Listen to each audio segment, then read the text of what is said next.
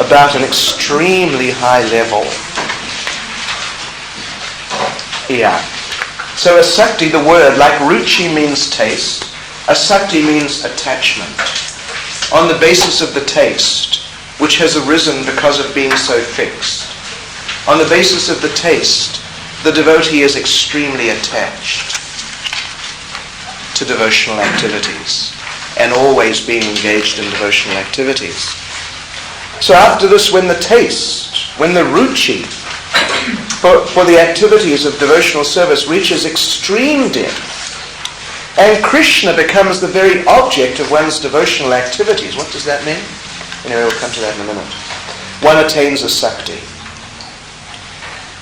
So the creeper, we mentioned the creeper of bhakti yesterday, the seed in Shraddha, and it gradually grows like that.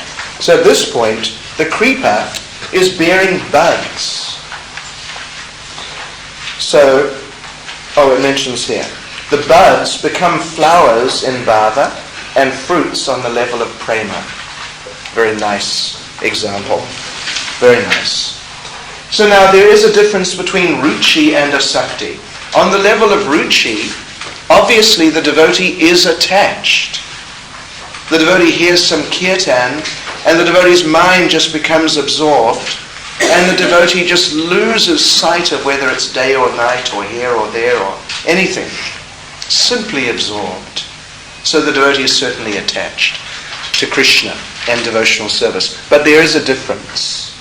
There's a difference in degree of attachment, and there's a reason for the difference of degree. And the essence of that is that Krishna is becoming the very object of one's devotional activities.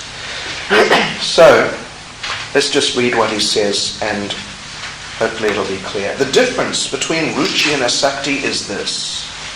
Ruchi has bhajan, or your devotional activities, as the subject, and asakti has the Lord, who is the object of bhajan, as the subject. So what that means. Anyway, I'll just read on another few sentences. The stage can be decided from the amount of each component.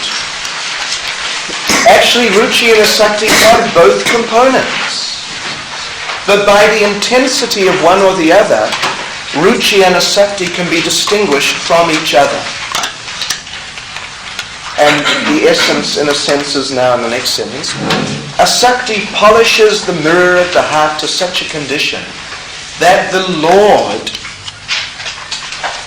reflection of the Lord, or the Lord, reflection means the Lord, suddenly seems to be visible there. So now, ruchi has bhajan as the subject, but asakti has the Lord as the subject. So this means that on the level of ruchi, the devotee is relishing the hearing and chanting, the serving, the associating, and all these things. The devotee is relishing the devotional activity. Now, why is the devotee relishing? Like when you chant Hare Krishna. Everyone chant? Hare Krishna. Okay, very good. We should do it more often. So, now what are we relishing? If we are relishing. Hopefully we're relishing. Or what are we doing? What are we tasting? Krishna. Why is it nice to chant Hare Krishna? Because Krishna is there. It's not just an energy. There's some energy there, and when you feel the energy, it feels good. No. Krishna is there.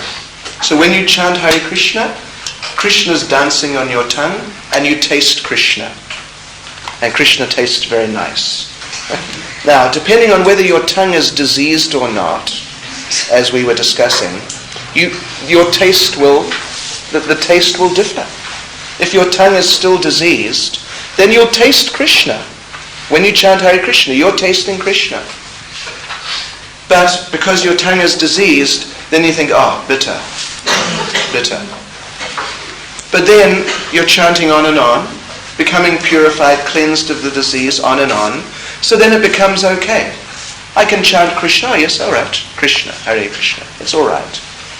And then you go on, you're in ruchi, and you're chanting, you're absorbed like that. Your tongue is now contacting Krishna, as it has been in the other stages also. But your tongue is now a little purified, so you're now tasting a sweetness. Oh, chanting Hare Krishna is so nice. So what is that? You're actually tasting Krishna as he is, because your tongue is now capable, or becoming capable of tasting the real taste in the real way, rather than the bitter way because of the disease. So, ruchi means that you're getting so much taste from tasting Krishna, actually. And, just like you know the story, I've mentioned this many times, there's the picture of Krishna, little baby Krishna lying on the, I think, peepal tree leaf or some leaf or other, right? Sucking his toe. Banyan, well, they're all banyan trees. So, someone asked Krishna, why are you sucking your toe? I'm sure you've heard this before. Krishna said, well, my devotees keep talking about how sweet my lotus feet are. So I wanted to find out for myself. So I'm sucking my toe, and I can see that my toes are very sweet. So then he immediately put his toe back in his mouth and continued sucking. So actually Krishna tastes sweet, actually. If you were to lick Krishna's body, as long as your tongue doesn't have the disease, material contamination, you will taste such a taste, literally, taste with your tongue. You will taste such a taste, you'll think, wow, this is astonishing.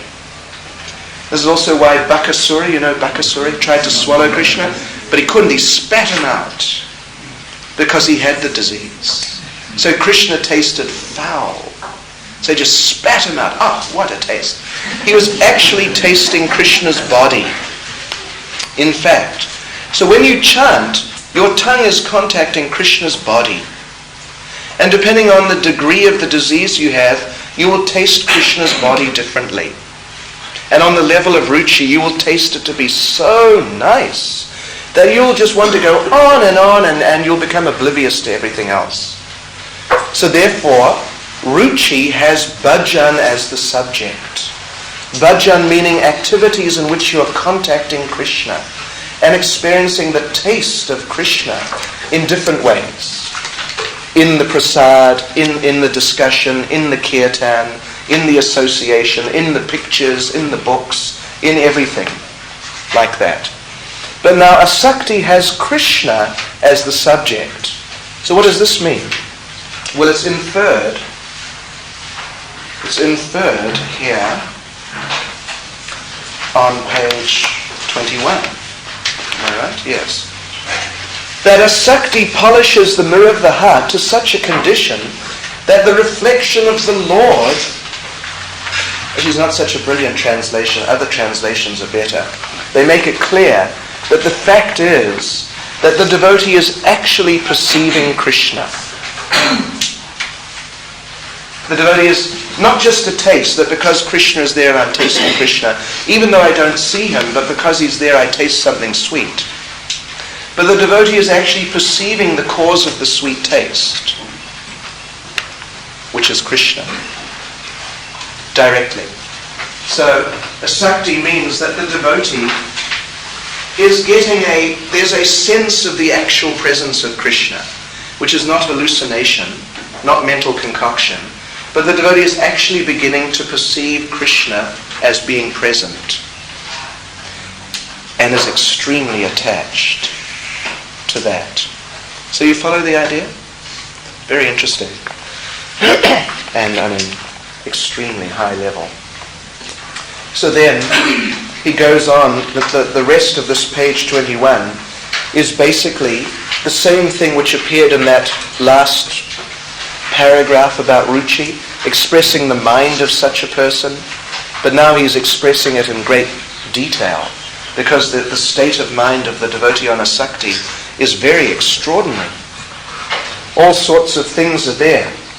One very interesting thing, if you look in the second to last paragraph, sometimes wandering in the forest, absorbed in emotion, observing the movements of the animals and birds, he will intuitively interpret them as signs of mercy or punishment of Krishna upon himself. Because he's beginning to perceive Krishna actually being present, then he'll be looking, where is Krishna? Is Krishna here? Is Krishna there? Is Krishna doing this? Something is happening. Is Krishna doing this? Is my Lord's hand actually here? So if an animal, he says, if Krishna is showing his mercy to me, then the antelope in the distance will come towards me 3 or 4 steps. He's looking to see. And he's interpreting in that way. It may be true or it may be not. I mean, whether the antelope comes, whether that is an indication from Krishna or not, it may or may not be. But he's seeing it like that because he has this intense attachment which is just driving him towards Krishna. If he is not showing mercy, if Krishna is not showing mercy, the antelope will turn away. So he's looking, where is Krishna? Where is Krishna's hand? And where is he even in person? On the outskirts of a village, seeing a small Brahmin boy playing, reminding him of Sanaka Kumar, he'll inquire from him, will I see Rajendra Kumar today? Will I see Krishna today? Now this of course could be any little boy. He just happens to be playing there. And now this devotee in this rather extraordinary state of mind is asking him some question which this boy never thought about. How does he know whether the devotee is going to see Krishna or not? So the boy may say anything. But the boy says no. The boy says no. So the devotee thinks, wow, what is this? This is a sign from Krishna. So in other words, it's sort of reminiscent of it's an otherworldly state of mind. And so therefore people may interpret this state of mind in negative ways. He's becoming so absorbed, like we said on the level of ruchi, so absorbed that the world doesn't exist any longer. He's just absorbed in hearing and chanting. Doesn't matter if it's day or night or whatever's going on, he's just absorbed. But here now he's so absorbed, so much more absorbed, that it's like losing touch with reality, or so-called reality. So he goes on to say, let's see, the last paragraph. When asked by his relatives what is the matter, he'll sometimes act like a mute, but at other times he'll act as if he's normal. His friends will apologize for him. Don't worry, recently he became a little scatterbrained. His neighbors will conclude that he's an idiot. The followers of Mimamsa, meaning like rigid Vedic philosophers, something like that, will think he's a fool. Those who study Vedanta, the spiritual philosophers, will think he's an illusion. He should be analyzing philosophy about the absolute truth. But he's wandering around asking people if he's going to see Krishna today. So they'll think he's an illusion. The karmis, those who are practicing material piety, will think that he's on the wrong path. But the devotees will say he's attained the highest truth. Actually, he hasn't. There's still some stages to go, but practically speaking, he's attained the highest truth. So like this, the devotee, oblivious of respect or disrespect, having fallen into the current of the great celestial river of attachment to the Lord, will simply continue in the same manner. Now, of course, Prabhupada, who was on a higher level, didn't act like that. Sometimes he would a little bit, although you'd hardly notice. You'd have to look. And sometimes you might perceive that Prabhupada was sort of drifting away from so-called reality. So one point to bear in mind is that if a devotee who otherwise you might expect to be very advanced, that if they're not manifesting these rather like materially abnormal symptoms, then it doesn't mean that they're not on the level of a Sakti or Bhava or whatever level it may be. The thing is that the Uttama Adhikari, who is acting as a preacher, by the order of Rupa Goswami, has to act as an ordinary person. So even though sometimes it may be very difficult, still he'll try to act as an ordinary person. So Prabhupada generally acted as an ordinary person, in the sense that he was very down to earth, very clear-headed, and he was very organized like that. So that doesn't mean that he wasn't on this level internally. So a devotee may be functioning on this level internally, but externally, because the devotee is acting as a preacher and is under order like this, then they may act as a very together person. So people would not think that he's on this very high and very emotional level of attachment for Krishna.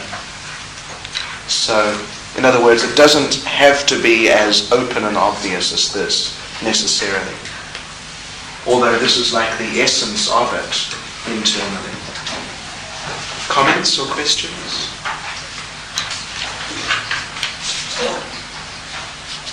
I know we're all getting onto levels which may be a little hard to relate to. And I hope, we're making it clear now. Someone wants to ask something?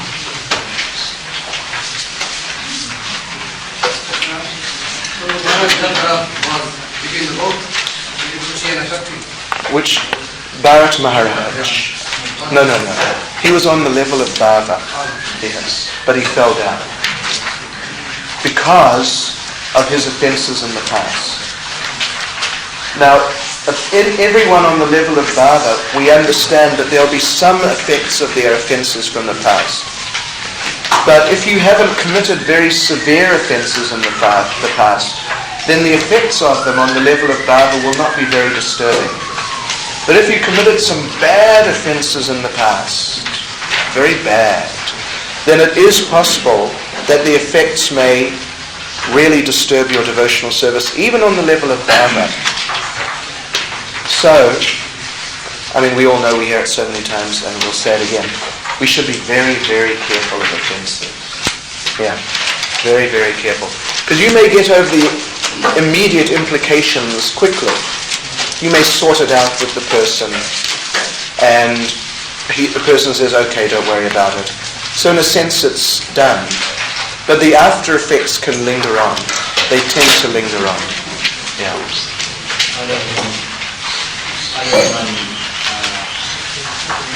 Protect myself from that. Because we have to apologize back from the offense. The reaction is... Okay, just don't drift off yet. That's a good question. How do you protect yourself from the tendency to commit offences? Well, Bhaktivinoda Thakur makes a very nice suggestion. How to protect yourself from offending in Harinam Chintamani.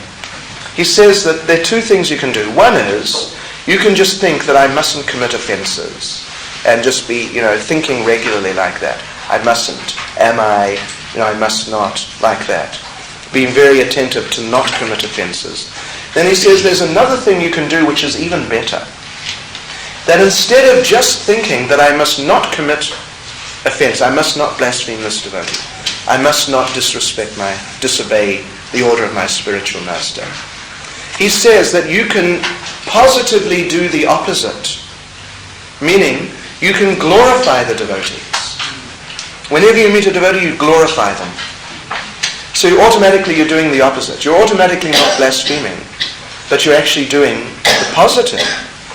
And you can be very anxious to know, what are the orders of my spiritual master? What can I do for him? Like this. So he recommends that you try and do the opposite, practically, rather than just try and come to like a 0 point, that I'm not doing the offences. It's like a neutral point. But go on the positive side. Instead of thinking that I mustn't blaspheme the Vedic scriptures, think I must have a deep interest in understanding and following the Vedic scriptures and studying them and appreciating them, like that. So he says that this is a better way. You'll automatically avoid doing the offense, and actually you'll be doing a very positive thing. So that's a suggestion from Srila Bhaktivinoda Thakur. Some other comments or questions? Okay. Srila Prabhupada becomes free of unwanted things, at least to a very great extent.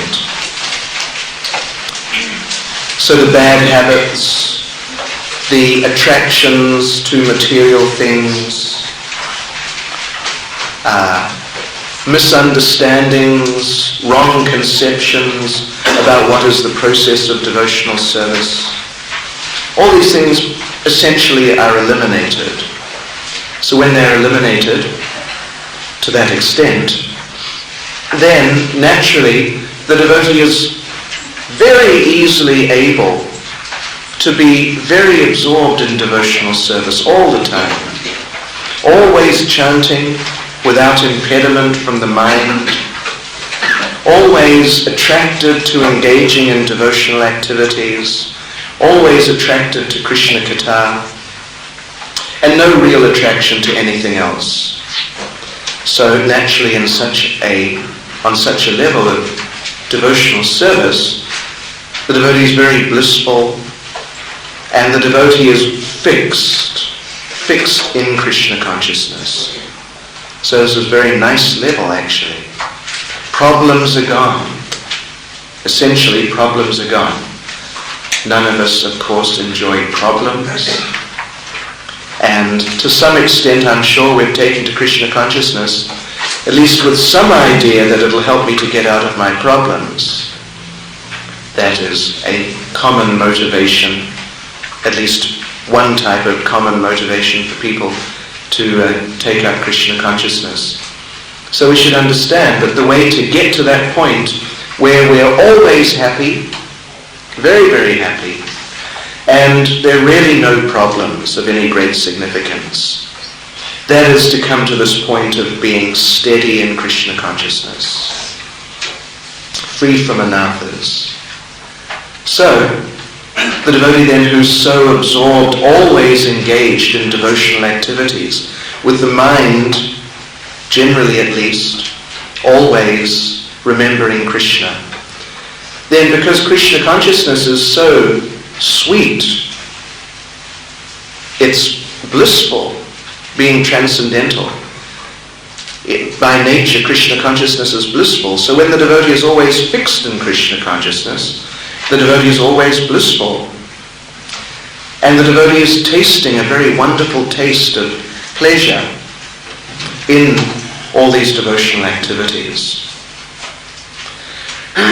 Then the devotee, being absorbed in devotional service, with this taste becoming more and more absorbed, then the devotee becomes more and more attached to Krishna.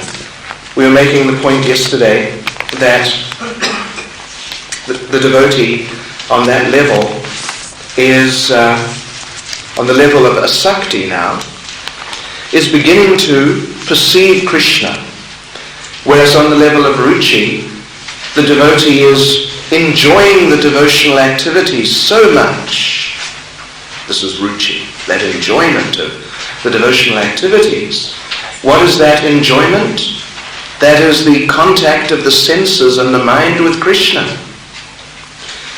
But on the level of ruchi, the fact that one's senses and mind are actually contacting Krishna in person is not so apparent. But on the level of asakti, one begins to see Krishna, actually. In this way, he was making the distinction between ruchi and asakti, that in ruchi, bhajan is the subject, or devotional activities. And in asakti, Krishna, who is the subject of the bhajan, or object or whatever.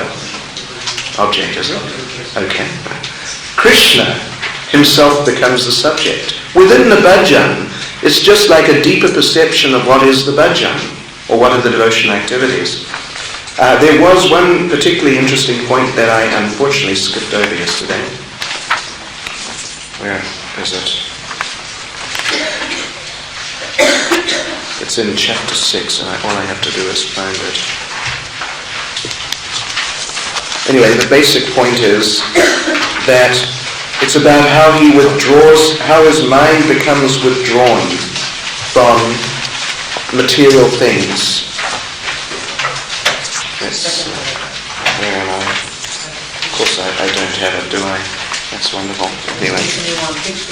Yeah, I don't have page 21. Or maybe I do. 11, 12, 17. Okay, anyway, you get the idea. It's there. Thanks. Page 21, right, second paragraph. So, in the stage previous to asakti, the devotee, on realizing his mind has been overpowered by material objects and desires, by his deliberate effort, almost withdraws his mind and almost fixes it. Anyway, I don't know if that's a correct translation, but the devotee definitely, by deliberate effort, withdraws the mind and fixes it on Krishna, actually. But at the appearance of asakti, absorption of the mind in the Lord is automatic, without having to make an effort. It happens without effort. A devotee at the stage of nishta cannot detect how and when his mind withdraws from topics of the Lord's qualities, forms, etc., and fixes itself on material affairs. So, we don't want to give a contradictory picture of what nishta is. On the level of nishta, definitely the devotee is basically fixed. But there are some contaminations still there. Generally, they're not an obstacle. But because they're there, sometimes they are. But it's not like on the level of anatha nivritti, where practically step by step one has been confronted with problems. So sometimes on the level of nishta even, because there are existing some contaminations still. So sometimes the devotee's mind withdraws from Krishna consciousness, and the devotee finds that, now I'm thinking of something material. And then by some deliberate effort, he has to make the effort to withdraw the mind and bring it back to Krishna. So he can do it, actually. On the level of anatha nivritti, a devotee, a person, may go for days meditating on sense gratification and thinking, well, I shouldn't, but, and then the mind goes back to sense gratification. Then half an hour later, the devotee may think, well, I really shouldn't be doing this, should I? But then the mind goes back. So it may go on, it may be quite a thing. On the level of nishta, is really not happening very much. Essentially the devotee is fixed, but because some contamination is there, sometimes some material attachment may arise. On the level of ruchi, actually the idea is that the devotee can quite easily withdraw the mind. And the idea is regarding asakti, that the devotee doesn't even have to make an effort to withdraw the mind. If somehow one is exposed to some material thing, and the mind being like a machine basically, doesn't really have much discrimination. If it perceives something, it thinks about it. And then our intelligence may say, no, don't think about it. So if the mind perceives something, in Bhagavad Gita, Krishna says that the mind of the yogi is like an ocean, that things flow into the ocean but they have no effect. Rivers flow into the ocean but they don't affect the ocean. So in this way, things may flow into the yogi's mind but they don't stay there. They just flow on out. So it's not that the devotee is not aware that there is a world around. So the devotee may see things and they make an impression. Now on lower levels, when those things make the impression, the mind gets attached. Oh yes, what about that? Sense gratification. On the level of asakti, the impression may be there. One is exposed to some material influence, so some impression is there. But the mind immediately just goes back to Krishna. You get the idea? Thank you. So, asakti is a very high level of pure devotional service. and the devotee is developing something which you could call, from the material point of view, something like an obsession with Krishna. Something like that. It's like an unrelenting interest in Krishna, Krishna's service, chanting Krishna's name, like and he's looking around, considering, where is Krishna? Is Krishna here or there? Something is happening, and he thinks, oh, is this a message from Krishna? And actually he will be getting messages from Krishna. And what to speak on the level of a sakti, even on lower levels, the devotees also, they do get that. But he being, you could say, obsessed with this idea of Krishna's personal presence as a not quite tangible, but sometimes tangible, like a haunting presence of Krishna, then he may think, the example was that, oh, there's some antelope over there. If they move a few steps towards me, then Krishna is telling me this. Or he goes up and asks some boy, some ordinary boy walking here and wherever we are in Phoenix, will I see Krishna today? The boy, what? I beg your pardon. Yes. Oh, really? So, in this way he becomes captivated. So this is really very high level of consciousness of Krishna. And because Krishna consciousness is not of this world, and this world is not a very nice place to be of, so he starts to sort of lose contact with this world. May do.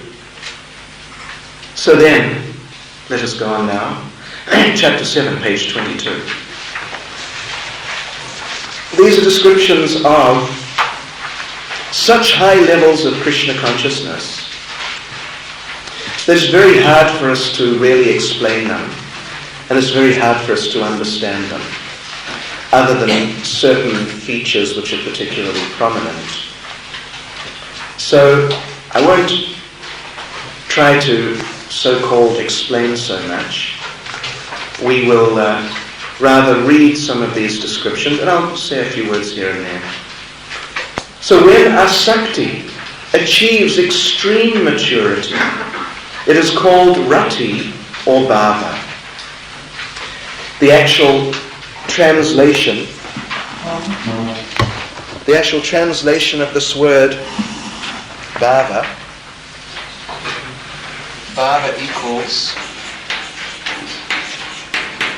ecstasy. And rati, for that matter, is almost synonymous, but it's not quite. It actually means attachment.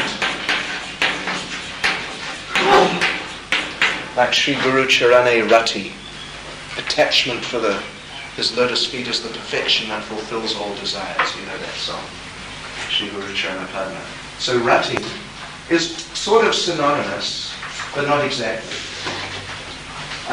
Well, here he's presenting it as like essentially synonymous. Anyway, the idea is ecstasy and the attachment. This ecstasy is developing on the basis of a sakti, which definitely means attachment. So it's the ecstasy, a developing of ecstasy in attachment. So bhava, what is bhava? The immature stage of the Swarup Shakti, or internal energy of the Lord. Let's see. It's described, Rupa Goswami describes it as the first rays of the sun of prema. So it is actually prema, but it's a little bit of prema, the pure love of God.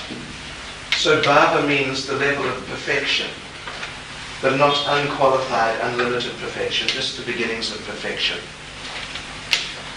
It's described here as being the budding stage. You remember our example, the example given by Lord Chaitanya of the creeper, the bhakti lata, starting with the seed of Shraddha and growing and growing. So a sakti was the bud when the bud buds and becomes a flower, that's bhava. And then when the flower becomes a fruit, that's prema, the fruit of love of God. So it is thus the blossoming flower of the desire creeper of bhakti. Its outer luster is the quality of sudurlabha, it's very rarely achieved. And its inner luster is moksha lagukriti, it derives even the conception of liberation. Just one atom of bhava uproots ignorance completely.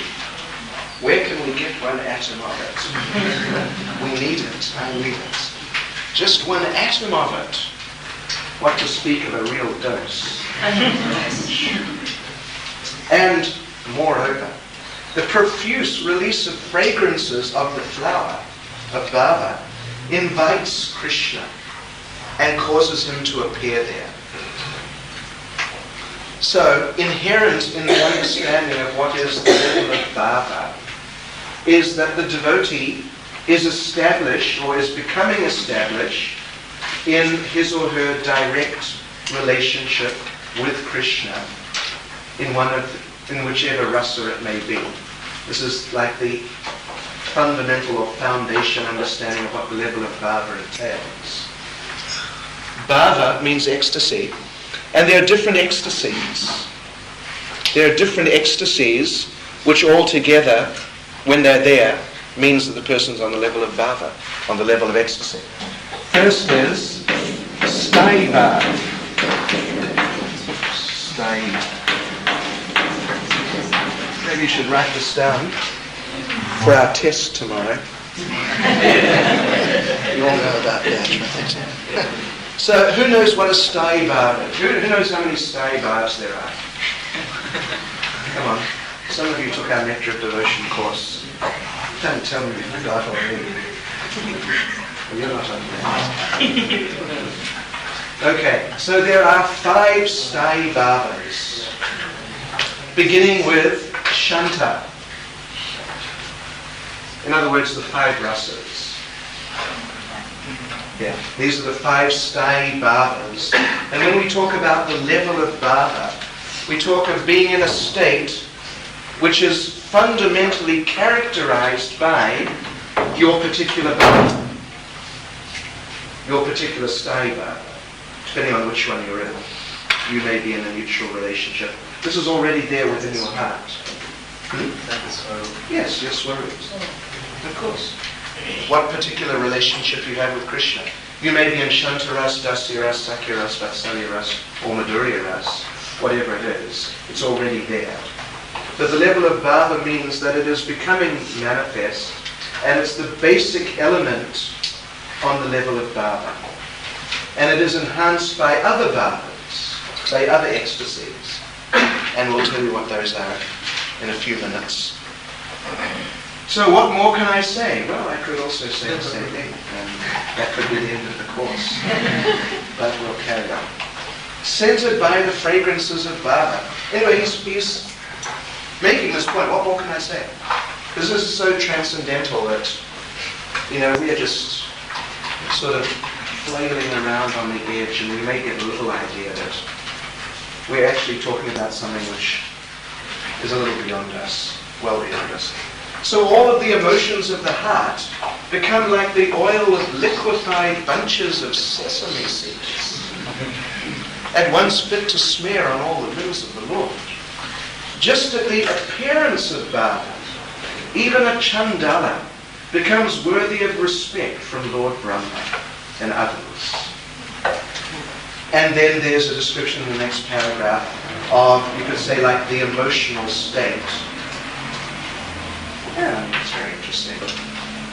It's a little hard to distinguish between it and the state of the person on the level of asakti, other than to say it's just a much more intense.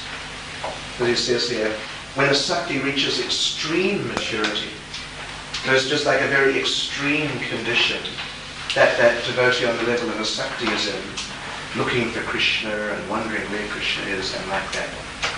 So at that time his eyes fully long to turn towards Brajendra Nandan, to lick the blackness of his limbs.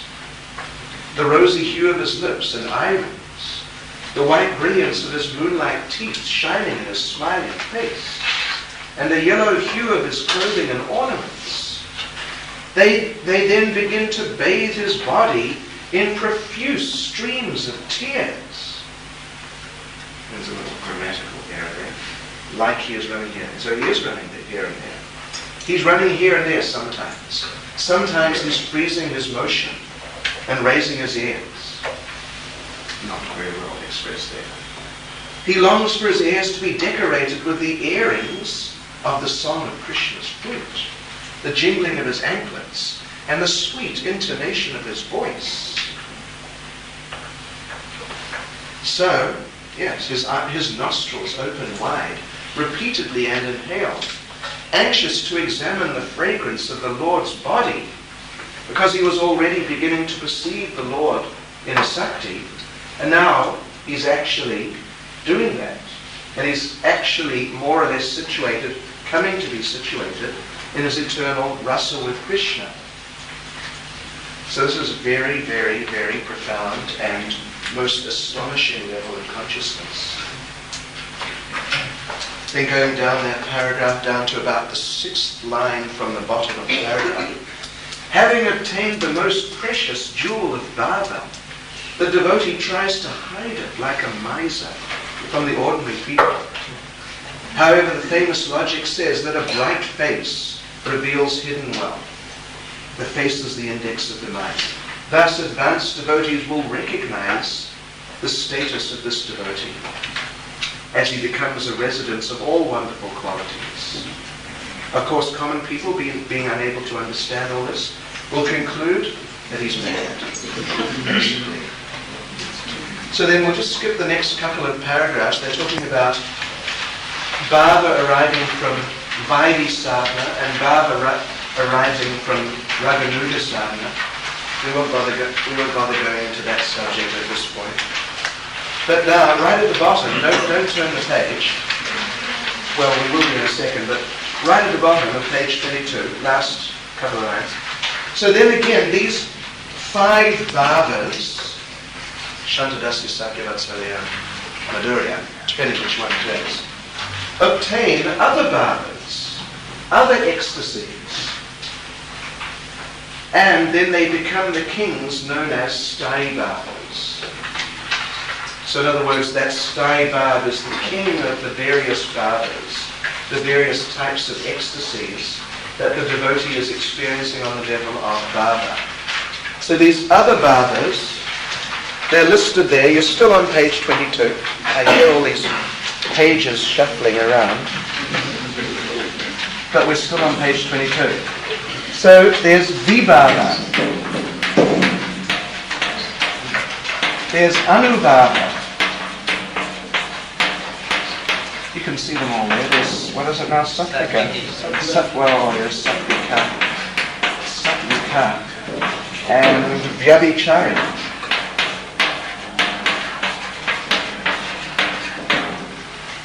So the underlying ecstasy, which all the other ecstasies are interacting with, and actually when they interact, the idea is that as they interact, they produce something which is called rasa. Anyway, we're now going on to the level of prema. We haven't finished it yet. So let's not worry about rasa too much. Now, so vibhav, what does vibhav mean?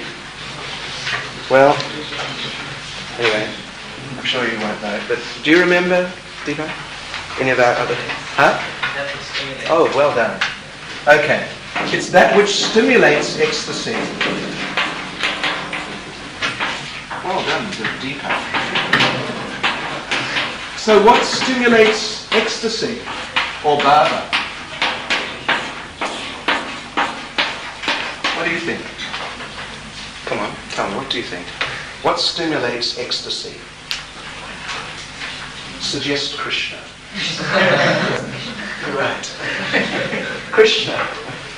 So the devotee sees Krishna, thinks of Krishna, hears Krishna's name. And this is vibhava.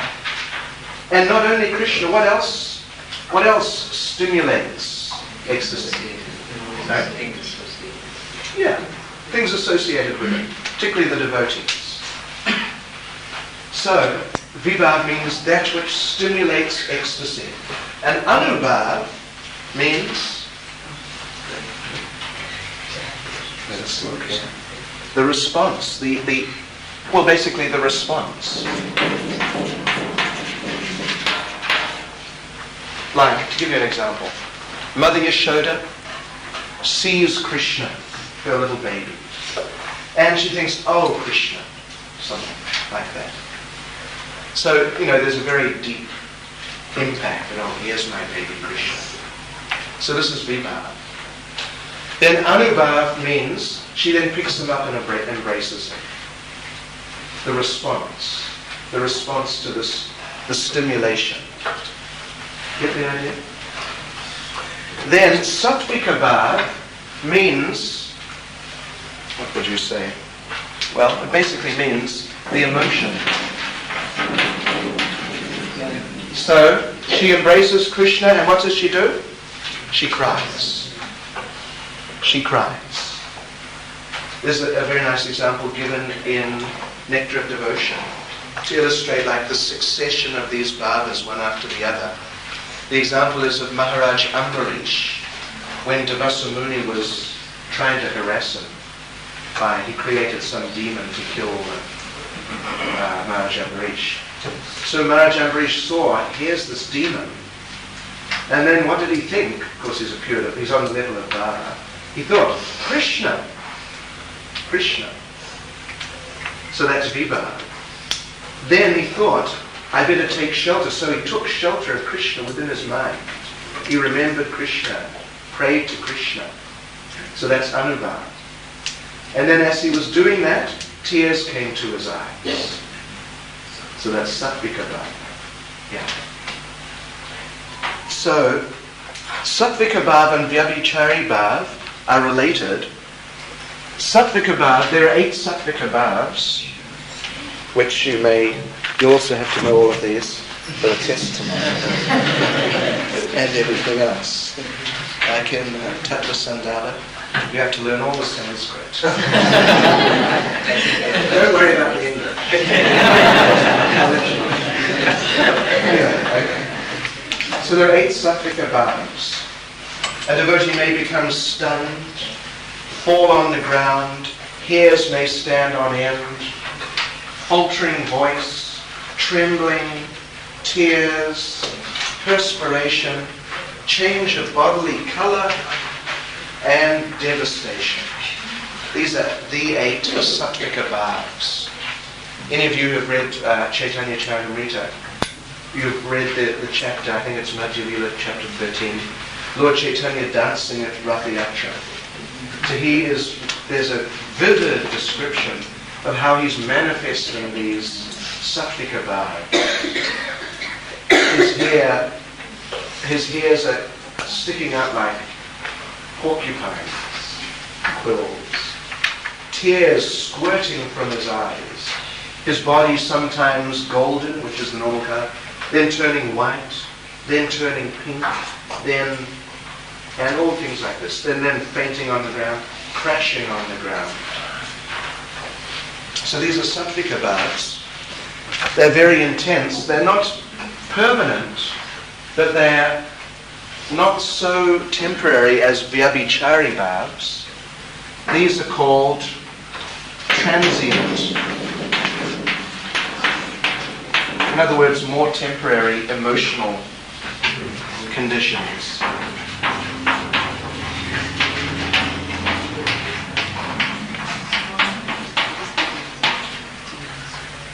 More transient types of emotional conditions.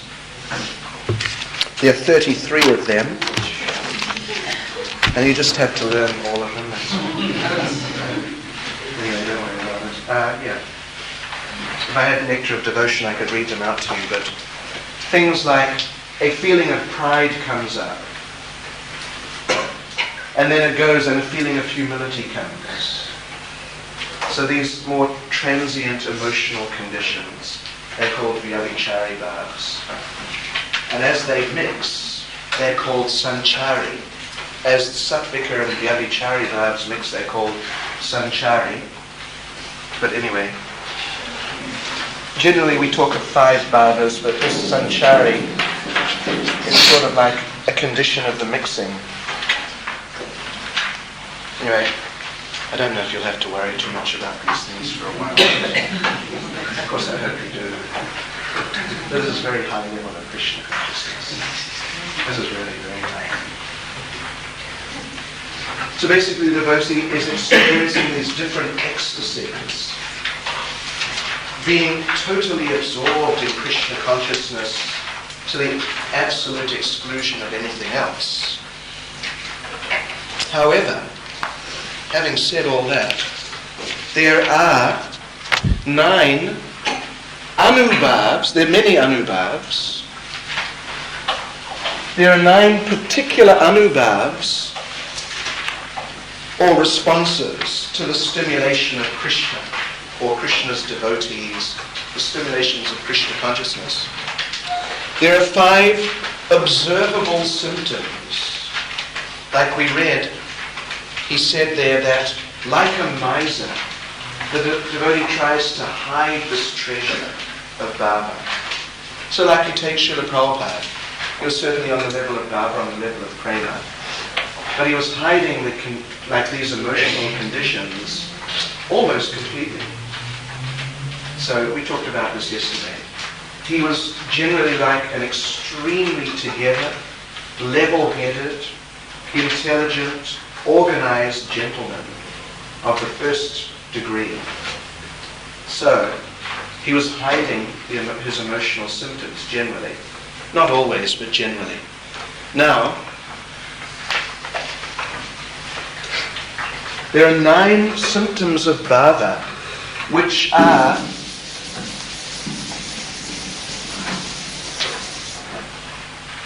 only really possible on the level of bhava, at least in really significant states, but they're unhideable and they're easily observable. And these are concern about time, meaning not to waste a second from being engaged in Krishna's service. This is first. Then, where's my list? Being absolutely perseverant. Perseverant, is it? Probably. Anyway. Being totally detached. If you want details on all this is all described elaborately in chapter 18 of Nectar of Devotion. In fact, the entire chapter is simply on this subject. These observable and unhideable symptoms of bhava.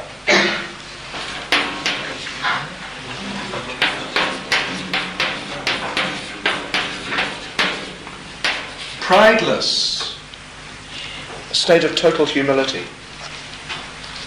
Bhava, incidentally, is the level of Uttama Adhikari. Prabhupada mentions this in Nectar of Devotion. And great hope. If we had a Nectar of Devotion, I could read some of the things which are said there. A great eagerness. Eagerness to engage in Krishna conscious activities. Attachment to chanting.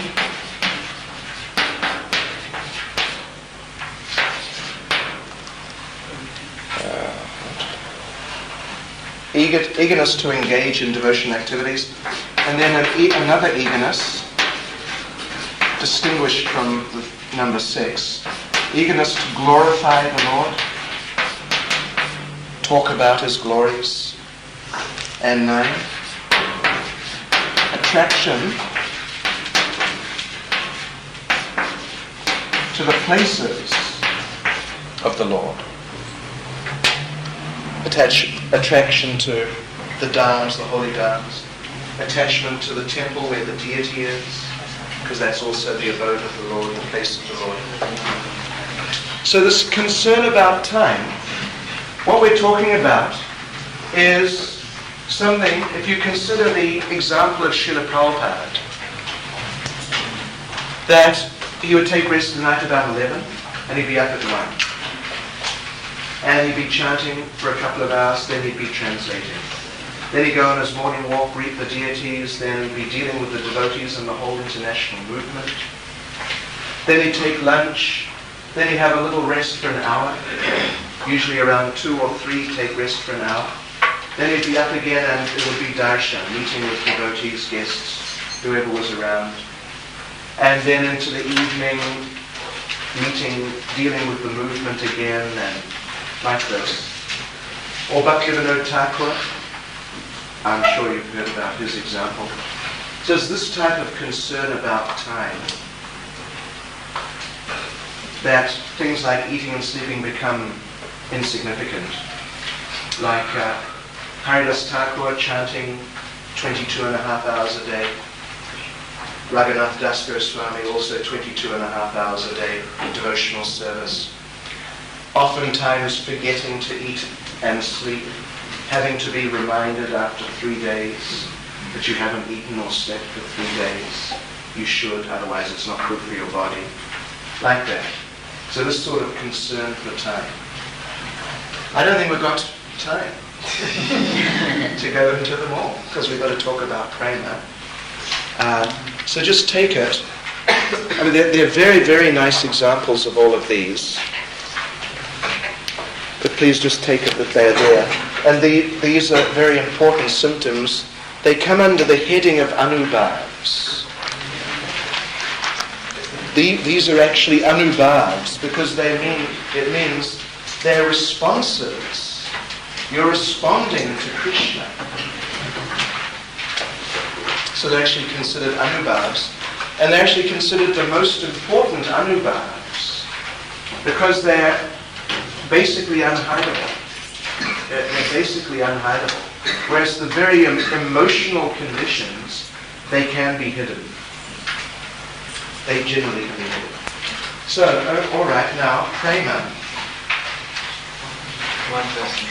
Yeah. That the devotee is experiencing these conditions in the heart. Yeah. So that means it is internal consciousness. Is no more the external awareness of the external reality lost. Is that what happens? Lost, but reduced considerably. So how does he have this control over hiding his emotions? So if he's ordered by his spiritual master to be a preacher, then this is a vibhav, because vibhav means that which stimulates. So the order of the spiritual master definitely is a stimulant in Krishna consciousness. It's the main stimulant. So that it arouses the response of acting in a certain way. So on that basis, by the arrangement of the Lord, he is able to control himself generally. Yeah. Okay. So right at the end here now, we're on page 23. Right at the bottom of the second paragraph. When bhava first matures and begins to transform into prema, that very Vrajendra Nanda, who's the personification of rasa, is directly realized by qualified devotees.